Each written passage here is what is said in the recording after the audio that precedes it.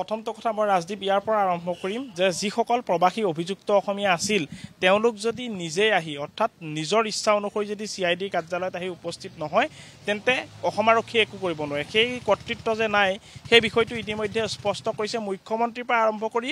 SIT যিগৰাকী মুৰব্বী মুন্না প্ৰসাদ গুপ্তা তেওঁ গোটেই বিষয়টো স্পষ্ট কৰিছে যে অসম আৰক্ষীৰ হাতত একো কৰ্তৃত্ব নাই অৰ্থাৎ যদি তেওঁলোকে ইচ্ছা কৰে তেওঁলোক ইচ্ছামতে আহিব পাৰিব আৰু যদি নাহে বৰ্তমান যেটো প্ৰক্ৰিয়া চলি আছে তদন্তত সেই ক্ষেত্ৰত অসম আৰক্ষীয়ে জোৰ জবৰদস্তি একো কৰিব নোৱাৰে সেই বিষয়টো ইতিমধ্যে স্পষ্ট কৰিছে যেটো দেখা পোৱা গৈছে যে মুখ্যমন্ত্ৰীৰ অসহায় স্বীকাৰোক্তি এটা দ্বিতীয়টো বিষয় হৈছে যে সিংগাপুৰত থকা বহু কেইগৰাকী প্ৰায় 8 পৰা 11 গৰাকী ব্যক্তিৰ নাম ইয়াতে সাঙুৰ খাইছিল যে যিসকল ইয়তৰ যেটো যাত্ৰা আছিল সেই যাত্ৰাত যিসকলে খুৰা সেৱন কৰি গাহৰি মাংসৰ কথা কৈ উন্মাদনা সৃষ্টি কৰি এটা পৰিৱেশৰ তাতে ৰচনা কৰিছিল যেটো পৰিৱেশৰ মাজৰ পৰাই জুবিন গাৰ্গ নোহোৱা হৈ গ'ল কিন্তু বাকি সকল কিন্তু ঠিকে থাকিল গতিকে এই যেটো গোটে বিষয়টো যে জুবিন গাৰ্গ তাৰ পৰা নোহোৱা হৈ গ'ল তাৰ প্ৰতি অনুতপ্ত কি ধৰণে হৈছিল যে সিংগাপুৰৰ যিসকল নিবাসী আছিল বা সিংগাপুৰৰ বা অসমৰ যি প্ৰবাসী যিসকল অসমীয়া আছিল সিংগাপুৰত থকা তেওঁলোক কি ধৰণে অনুতপ্ত হৈছিল সেই বিষয়টোক লৈ প্ৰশ্ন উত্থাপন কৰা হৈছিল অসমবাসীৰ যি দৃষ্টিত তেওঁলোকো একোগৰাকী অভিযুক্ত হিচাপে ইতিমধ্যেই অসমবাসীয়ে গণ্য কৰিছে আৰু এই কাৰণে গণ্য কৰিছে যে সেই সকল অভিযুক্ত অসমীয়াৰ দায়িত্ব আছিল সেই সকল অভিযুক্ত অসমীয়া নেতৃত্বতে যেহেতু গোটেই ইয়ত ভ্ৰমণটো হৈছিল আৰু সেই ইয়ত ভ্ৰমণটো তন্ময় ফুকন বা সিংগাপুৰ অসম এছ'চিয়েশ্যনৰ নেতৃত্বত যে হৈছিল সেই বিষয়টো মুখ্যমন্ত্ৰীয়ে স্পষ্ট কৰিছে বা মুখ্যমন্ত্ৰীৰ কথাটো সেই বিষয়টো হৈছিল কথাটো উল্লেখ কৰিছিল যে ইয়তত থকা যিসকল আছে বা সিংগাপুৰ এছ'চিয়েশ্যন বা তাৰ যিসকল প্ৰবাসী অসমীয়া আছে তেওঁলোকৰ দ্বাৰাই গোটেইটো হৈছিল বুলি মুখ্যমন্ত্ৰীয়ে কৈছিল এটা কথাটো হ'ল যে ইয়তখন যোনে বুকিং কৰিছিল নাম সাঙুৰ খাইছিল যে তন্ময় ফুকন এইগৰাকী তন্ময় ফুকনৰ সৈতে আমাৰ প্ৰতিদিন টাইমৰ সাংবাদিকে যোগাযোগ কৰোতেও বা মন্তব্য লওঁতেও গোটেই কথাখিনি কৈছিল যে যেতিয়া জুবিন গাৰ্গ 18 তাৰিখে সিংগাপুৰ গৈছিল সেই সিংগাপুৰত গৈ প্ৰথমে তন্ময় ফুকনক যোগাযোগ কৰিছিল এতিয়া দ্বিতীয়টো কথা হ'ল যে তন্ময় ফুকনক যোগাযোগ জুবিন গাৰ্গে নিজেই কৰিছিল নে সিদ্ধাৰ্থ শৰ্মাই কৰিছিল যদি সিদ্ধাৰ্থ শৰ্মাই কৰিছিল বা তন্ময় ফুকনৰ দ্বাৰা যদি ইয়ত ভ্ৰমণৰ যেটো কাৰ্যসূচী তেওঁলোকে পৰিকল্পনা কৰিছিল যে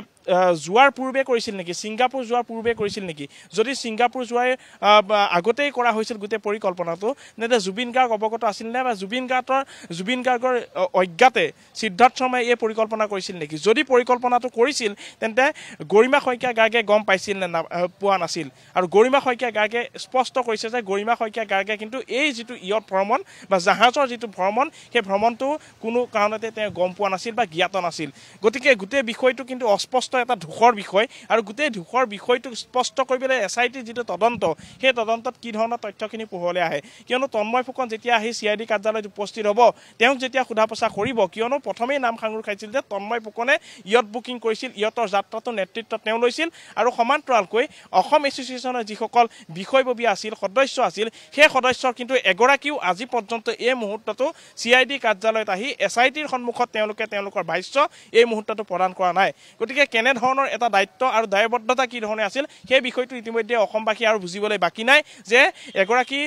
হিয়াৰ আমঠু জুবিন গাৰ্গৰ প্ৰতি তেওঁলোকৰ কি আদৰ তেওঁলোকৰ কি সন্মান তেওঁলোকৰ কি ধৰণৰ দায়বদ্ধতা সেয়া দুনাই কৰাৰ প্ৰয়োজন নাই অসমবাসীয়ে সেয়া স্পষ্টকৈ গম পাইছে আৰু সেইবাবেই অসমবাসীৰ দৃষ্টিত একোগৰাকী অভিযুক্ত অসমীয়া হিচাপে তেওঁলোক স্বীকৃতি পাইছে আৰু সেই স্বীকৃতি হয়তো আজীৱন থাকি যাব তেওঁলোকৰ বাবে আজীৱন থাকি যাব আৰু এই যি আসলে দাগ এই দাগ প্ৰতিদিনে থাকি যাব আৰু অসমবাসীয়ে এই সকল সিংগাপুৰৰ নিবাসী যিসকল আছিল সিংগাপুৰত যদিও তদন্ত চলাই গৈছে সিংগাপুৰত যি ধৰণৰ তদন্ত চলাইছে যে সিংগাপুৰত তেওঁলোকৰ সাক্ষ্য প্ৰমাণ অৰ্থাৎ তেওঁলোক যিসকল ইয়তত আছিল তেওঁলোকৰ ভাষ্য সংগ্ৰহ কৰিছে সিংগাপুৰ আৰক্ষীয়ে 3 দিন 4 দিন বা 5 দিনকৈ তেওঁলোকক জেৰাৰ বাবে বা সাক্ষ্য প্ৰমাণৰ বাবে বা ভাষ্য গ্ৰহণৰ বাবে তেওঁলোকক সিংগাপুৰ আৰক্ষীয়ে মাতিছে গতিকে তেওঁলোক উপস্থিত হৈ কি ধৰণৰ ভাষ্যখিনি প্ৰদান কৰিছে গুৱাহাটীত আহি SITত আহি তেওঁলোকে কি ধৰণৰ ভাষ্য প্ৰদান কৰিব এই দুইখিনিৰ ভাষ্যৰ মাজত তেওঁলোকৰ পাৰ্থক্য হ'ব নেকি বা কিবা সামঞ্জস্য থাকিব নেকি এই গোটেই বিষয়খিনি আৰু সমান্তৰালকৈ যে কিছুদিন পূৰ্বে বা কেইদিনমান পূৰ্বে যেহেতু ৰূপকমল কলিতা আহি ইয়াতে উপস্থিত হৈছিল তেওঁ যিখিনি ভাষ্য প্ৰদান কৰিলে তেওঁ ভাষ্য প্ৰদান কৰাৰ সৈতে আজি যি তিনিগৰাকীক বৰ্তমান ভাষ্য লৈ থকা হৈছে তেওঁলোকৰ ভাষ্য মিল হ'ব নে নহ'ব বা পৰৱৰ্তী সময়ত যি 4 গৰাকী অহাৰ কথা আছে CID কাৰ্যালয়ত তেওঁলোকৰ কথাখিনি মিল হ'ব নে নহ'ব নে কিবা পাৰ্থক্য থাকিব নেকি কিন্তু ৰাজদীপ এটা কথা মই এইকণতে আৰু এটা কথা উল্লেখ কৰিব লাগিব এই কাৰণেই যে ৰূপকমল কলিতাই কেইবাদিন পূৰ্বে আহি ইয়াতে তেওঁ যিখিনি সাক্ষ্য প্ৰমাণ বা তেওঁ যিখিনি দেখিছিল সেই কথাখিনি ব্যক্ত কৰিছিল গোটেই কাহিনীটো ব্যক্ত কৰিছিল আৰু তাৰ পাছত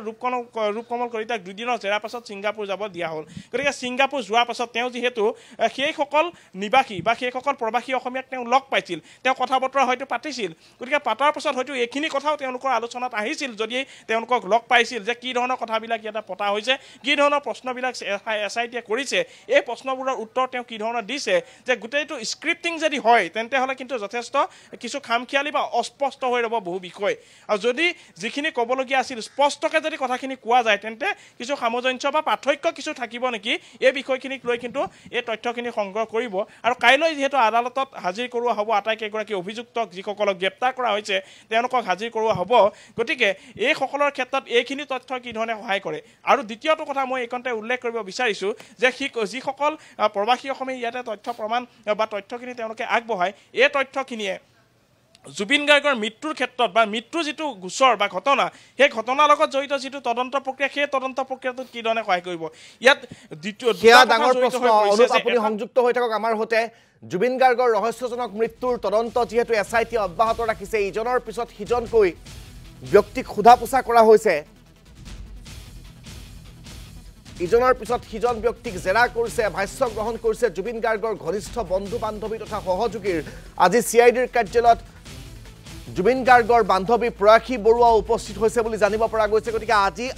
এই তিনিগৰাকী প্ৰবাসী অসমীয়া তাৰ সমান্তৰালকৈ জুবিন গাৰ্গৰ বান্ধৱী প্ৰয়াসী বৰুৱা আৰু কাক মতা হয় সেই সন্দৰ্ভত মই জানিবলৈ অনুপৰ কাষলৈ আপোনালোকক পুনৰ লৈ গৈছোঁ অনুপ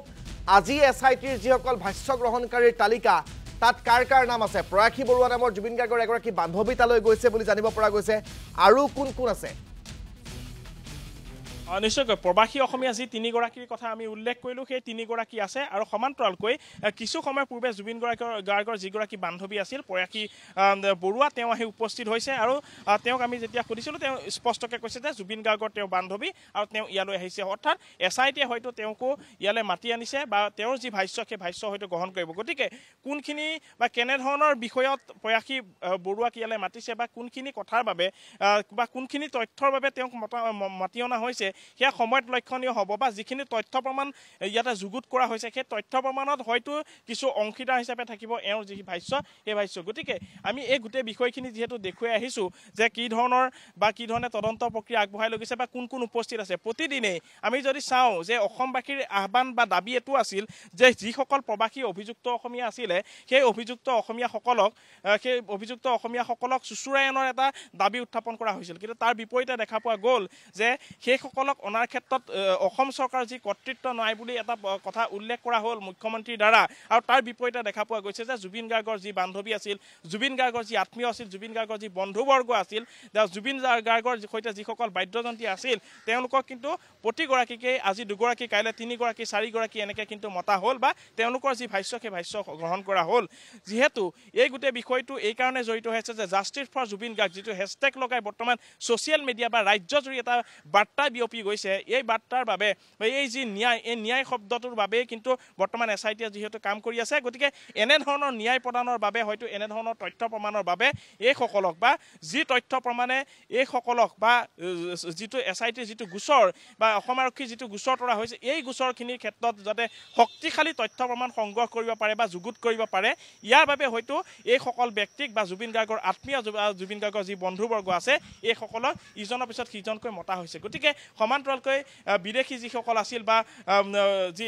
ছিংগাপুৰৰ যিসকল নিবাসী আছিল তেওঁলোকক যিহেতু মতাই অনা হৈছিল গতিকে এই মতাই অনাৰ ক্ষেত্ৰত দেখা পোৱা গৈছে যে এইসকলক কি ধৰণে তথ্য প্ৰমাণে সহায় কৰে সেয়া লক্ষণীয় হ'ব যিহেতু এখন বাহন দেখা পোৱা গৈছে যে এইখন বাহনত অহাৰ হয়তো সম্ভাৱনা আছে বা ছিংগাপুৰৰ যিসকল আছিলে তেওঁলোকক যিহেতু খুব সুৰক্ষিতভাৱে বা খুব কটকটীয়া নিৰাপত্তাৰ মাজেৰে যিহেতু ইয়ালৈ লৈ অহা হৈছে ইজনৰ পাছত সিজনকৈ গতিকে এইখন বাহনত হয়তো কোনোবা বা আন কোনো যি অভিযুক্ত প্ৰবাসী অসমীয়া থাকিব পাৰে কিন্তু নহয় যে যিসকল SIT যি বিষয়া আছে সেই বিষয়াসকলে আহি উপস্থিত হৈছে কিন্তু এটা কথা ক'ব লাগিব যে কিছু সময় পূৰ্বে মুন্না প্ৰসাদ গুপ্তা আহি উপস্থিত হৈছে আৰু তেওঁ আজি হয়তো অন্তিম দিনৰ বাবে বা যিহেতু কাইলৈ যি জিম্বাৰ যি ম্যাদ শেষ হ'ব গতিকে তাৰ পূৰ্বে আজি দেখা পোৱা গৈছে যে খুব তেওঁলোকে তৎপৰভাৱে এইখিনি কাম কৰা পৰিলক্ষিত হৈছে তথ্য প্ৰমাণত যাতে কোনো পধ্যে কোনো কাৰণতে যাতে খুঁত ৰৈ নাযায় বা পানী নখৰকা ধৰণে যাতে তথ্য প্ৰমাণসমূহ তেওঁলোকে সাজু কৰিব পাৰে বা যুগুত কৰিব পাৰে যিখিনি তথ্য প্ৰমাণে যি ধৰণৰ অসমবাসীক আশ্বস্ত কৰিব পৰাকৈ যাতে সকলো যুগুত কৰিব পাৰে তাৰ প্ৰতি লক্ষ্য ৰাখি এনেধৰণৰ গোটেই কামখিনি কৰা হৈছে বা গোটেই তদন্ত প্ৰক্ৰিয়াটো আগবঢ়াই নিয়া হৈছে গতিকে CID কাৰ্যালয়ত যিহেতু প্ৰবাসী অভিযুক্ত অসমীয়া তিনিগৰাকী আহি উপস্থিত হৈছে সমান্তৰালকৈ জুবিন গাৰ্গৰ এগৰাকী বান্ধৱী আহি উপস্থিত হৈছে গতিকে তেওঁলোকৰ পৃথকে বা এই প্ৰবাসী যি তিনিগৰাকী আহিছে সেই তিনিগৰাকীকো পৃথকে যি তেওঁলোকৰ ভাষ্য গ্ৰহণ কৰিব গতিকে ভাষ্য গ্ৰহণ কৰা সমান্তৰালকৈ জুবিন গাৰ্গৰ যিগৰাকী বান্ধৱী আছে সেই বান্ধৱীগৰাকীকো হয়তো কিছু বাৰ্তাৰ বাবে বা কিছু তথ্যৰ বাবে তেওঁক ইয়াতে মাতি অনা হৈছে নিশ্চয়কৈ আপোনাক এই মুহূৰ্তত ধন্যবাদ জ্ঞাপন কৰিছোঁ ভাষ্য গ্ৰহণ কৰিব ৰাজদীপ নিশ্চয়কৈ অনুপ আপোনাক এই মুহূৰ্তত ধন্যবাদ জ্ঞাপন কৰিছোঁ